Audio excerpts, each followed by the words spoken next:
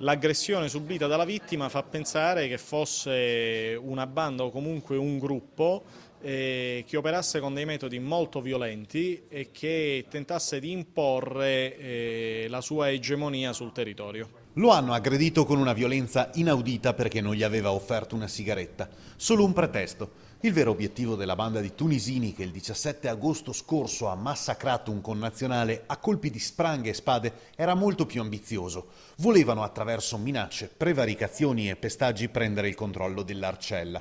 Sono stati trovati e arrestati prima che sfogassero la loro rabbia contro qualche altro nordafricano. Dormivano in un casolare abbandonato in via Adige, sotto il letto un arsenale. Lo vedete in queste immagini. È stata una sorpresa, in un certo senso per le indagini piacevole, perché è riuscita a far ancora di più a far emergere la pericolosità sociale di questi soggetti. La vittima, arrivato in ospedale in condizioni disperate, sta meglio.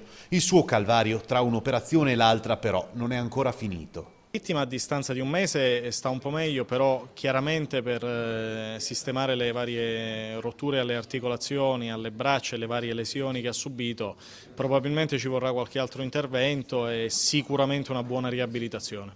Al malcapitato i 5 tunisini hanno spezzato entrambe le braccia e sono scappati con il cellulare e 380 euro.